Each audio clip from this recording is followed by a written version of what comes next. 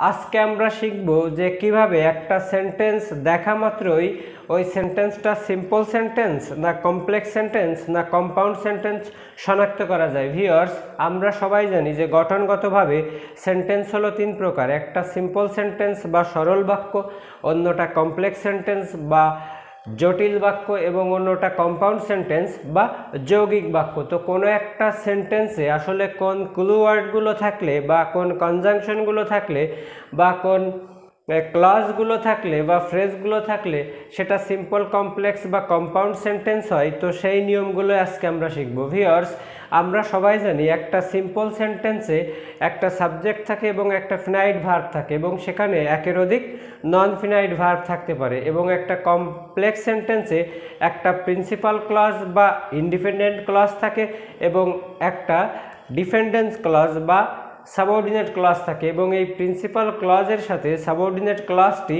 Subordinate conjunction দ্বারা যুক্ত থাকে।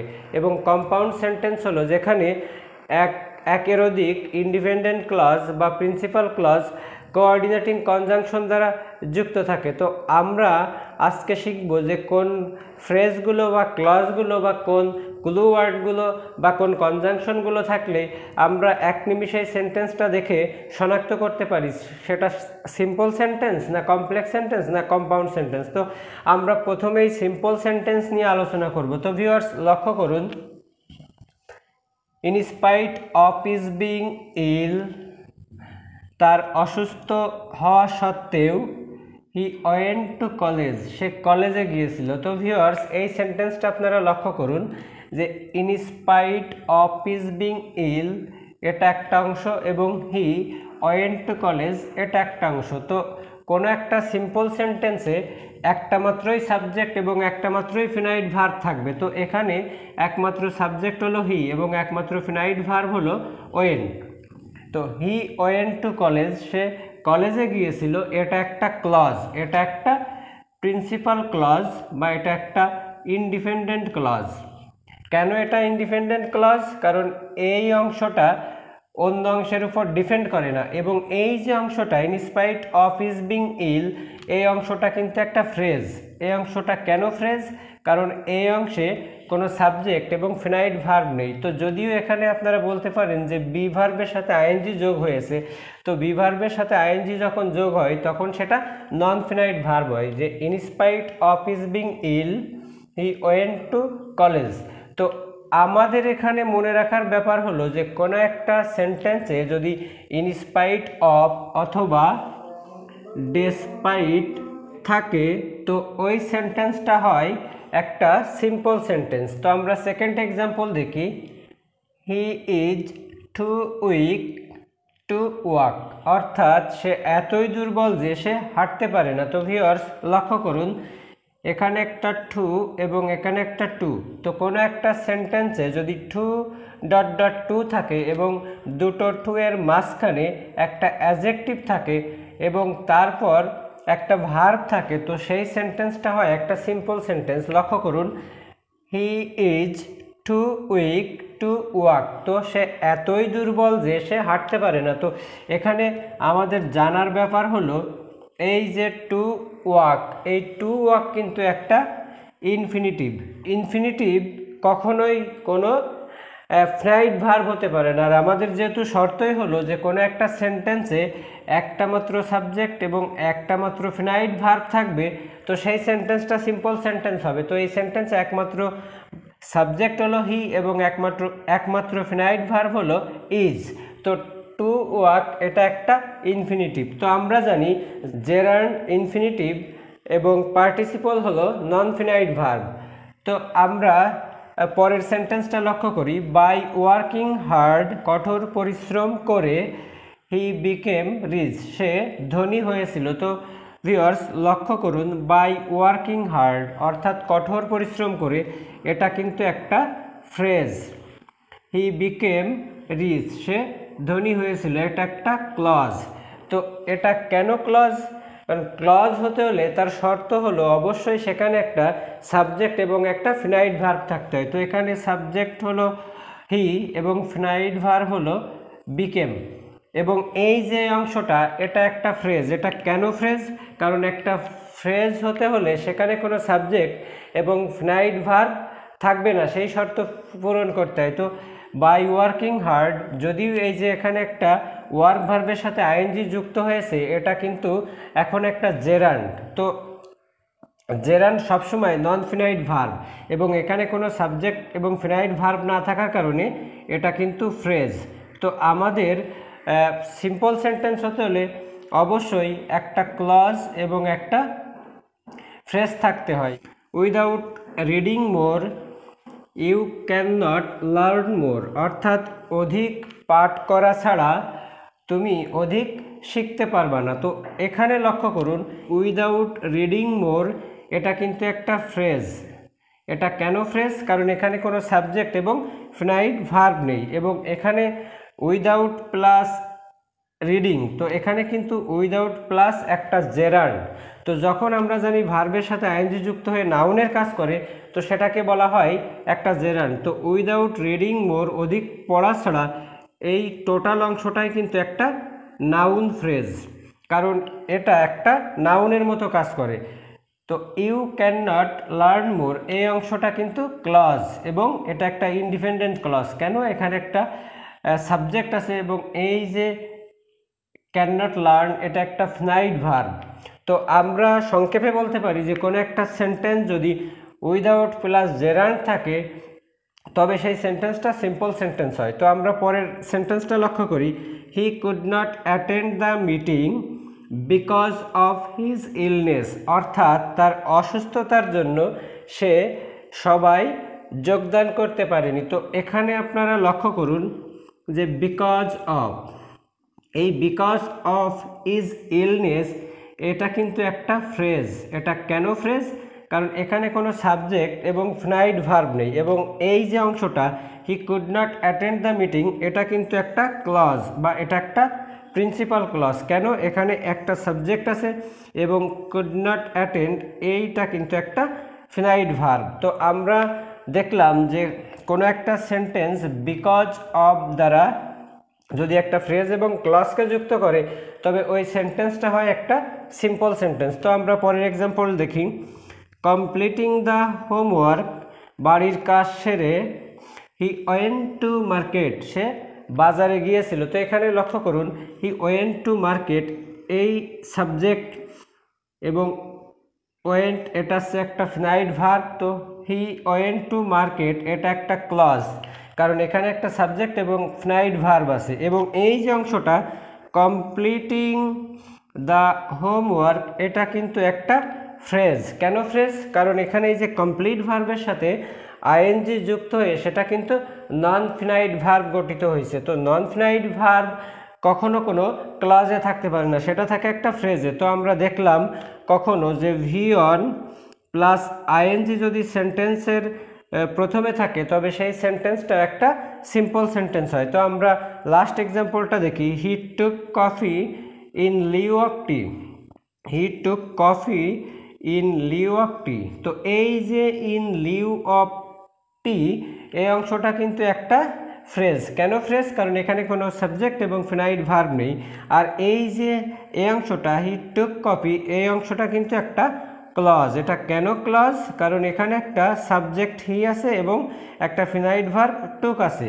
তো আমরা এটাও বলতে পারি যে কোনো একটা সেন্টেন্সে যদি ইন লিউ অফ বা অ্যাকর্ডিং টু বা ডিউ টু থাকে তবে সেই সেন্টেন্সটা একটা সিম্পল সেন্টেন্স হয়। তো আমরা একবার দেখে আসি যে কোনো একটা সেন্টেন্সে যদি ইনস্পাইট অফ অথবা ডিসপাইট থাকে সেটা সিম্পল সেন্টেন্স হতে পারে। কোনো একটা সেন্টেন্সে টু ডট ডট টু থাকে তাহলে সেটা একটা সিম্পল সেন্টেন্স হতে পারে এবং বাই প্লাস জেরান্ড যদি থাকে সেটা একটা সিম্পল সেন্টেন্স হয় এবং উইদাউট প্লাস জেরান্ড থাকলেও সেটা একটা সিম্পল সেন্টেন্স হয় এবং বিকজ অফ যদি থাকে তাহলেও সেটা একটা সিম্পল সেন্টেন্স হয় এবং ভার্বের বেস ফর্মের সাথে আইএনজি যুক্ত হয়েও সেটা সিম্পল সেন্টেন্স হতে পারে এবং ইন লিউ অফ থাকলেও সেই সেন্টেন্স একটা সিম্পল সেন্টেন্স হতে পারে। তবে আমাদের মাথায় রাখতে হবে যে সিম্পল সেন্টেন্স হওয়ার শর্ত হলো সেখানে একটা মাত্র সাবজেক্ট এবং একটা মাত্র ফিনাইট ভার্ব থাকবে এবং একের অধিক সেখানে কিন্তু ফ্রেজ থাকতে পারে বা নন ফিনাইট ভার্ব থাকতে পারে। এখন আমরা কমপ্লেক্স সেন্টেন্সের সেই সব কনজাংশন বা ক্লাস দেখব যেটা দেখে আমরা একটা কমপ্লেক্স সেন্টেন্স শনাক্ত করতে পারি। দো অথবা অলদো, দো হি ইজ উইক, যদিও সে দুর্বল, হি গোস টু স্কুল, সে স্কুলে গিয়েছিল। ভিউয়ার্স লক্ষ্য করুন এখানে কিন্তু দুটো ক্লজ আছে এবং এটা হলো ইন্ডিপেন্ডেন্ট ক্লজ এবং এটা হলো ডিপেন্ডেন্ট ক্লজ। তো ভিউয়ার্স ডিপেন্ডেন্ট ক্লজ এবং ইন্ডিপেন্ডেন্ট ক্লজ এই দুটো ক্লজ একটা সাবঅর্ডিনেট কনজাংশন দ্বারা যুক্ত। সেই সাবঅর্ডিনেট কনজাংশনটা হলো দো অথবা অলদো। তো দো অথবা অলদো দ্বারা যদি কোনো ক্লজ কোনো প্রিন্সিপাল ক্লজের সাথে যুক্ত হয় তবে সেই সেন্টেন্সটাকে একটা কমপ্লেক্স সেন্টেন্স বলা হয়। তো লক্ষ্য করুন হি গোস টু স্কুল, সে স্কুলে গিয়েছিল, এটা ইন্ডিপেন্ডেন্ট ক্লজ কারণ শুধুমাত্র এই অংশটাই বাক্যের অর্থ সম্পূর্ণ করতে পারে। কিন্তু যদি বলা হয় দো অথবা অলদো হি ইজ উইক, যদিও সে দুর্বল, তো এখানে কিন্তু অর্থ পরিষ্কার হয় না। আমাদের জানার আগ্রহ থাকে যে যদিও সে দুর্বল তো কি হয়েছে।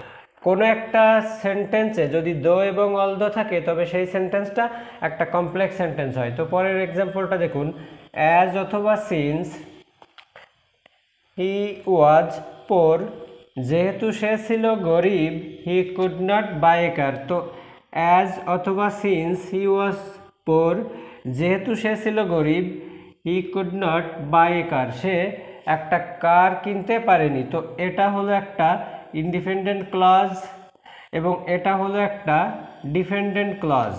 কেন ডিপেন্ডেন্ট ক্লজ? কারণ যদি শুধু বলা হয় যে সিন্স হি ওয়াজ পোর বা অ্যাজ হি ওয়াজ পোর, যেহেতু সে গরিব, তাহলে কিন্তু বাক্যের অর্থ সম্পূর্ণ হয় না। যখন বলা হবে হি কুড নট বাই এ কার তখন কিন্তু বাক্যের অর্থ সম্পূর্ণ হবে। তো আমরা দেখলাম যে কোনো একটা সেন্টেন্স অ্যাজ অথবা সিন্স দ্বারা যদি কোনো ক্লজকে প্রিন্সিপাল ক্লজের সাথে যুক্ত করে তো সেই সেন্টেন্সটা একটা কমপ্লেক্স সেন্টেন্স হয়। তো আমরা পরের সেন্টেন্সটা দেখি, we work hard so that, আমরা কঠোর পরিশ্রম করি যাতে করে we can succeed in life, আমরা জীবনে সফল হতে পারি। তো আমরা শুধু যদি এতটুকুই বলি we work hard so that, আমরা কঠোর পরিশ্রম করি যাতে করে, তো অর্থ আসে না। যখন আমরা বলবো we can succeed in life, আমরা জীবনে উন্নতি করতে পারি, তখনই কিন্তু একটা অর্থ আসবে। তো এখানে যেহেতু একটা সাবজেক্ট এবং একটা ফিনাইট ভার্ব আছে তো অবশ্যই এটা একটা ক্লজ এবং এই ক্লজটা যেহেতু এই ক্লজের উপর ডিপেন্ড করে না তো অবশ্যই এটা একটা ইন্ডিপেন্ডেন্ট ক্লজ।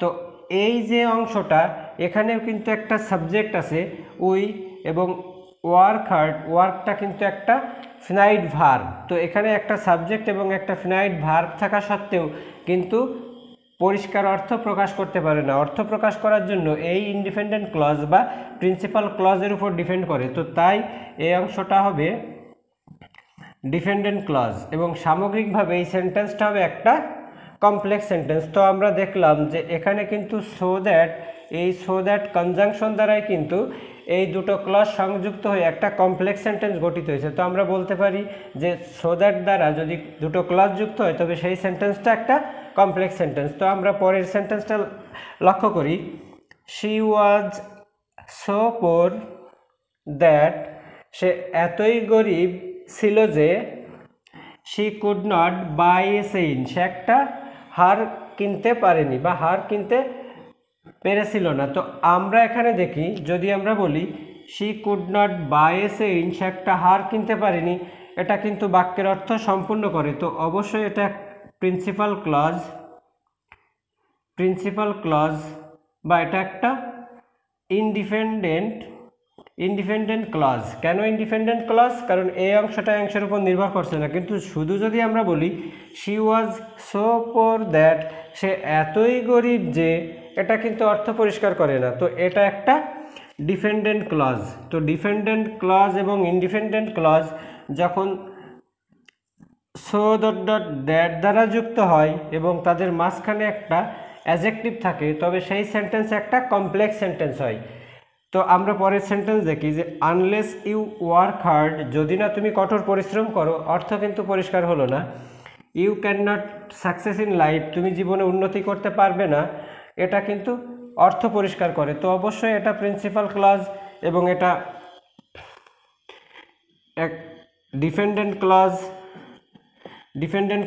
এবং এই যে একটা ডিপেন্ডেন্ট ক্লজ একটা ইন্ডিপেন্ডেন্ট ক্লজ বা প্রিন্সিপাল ক্লজ যুক্ত হলো কিসের দ্বারা?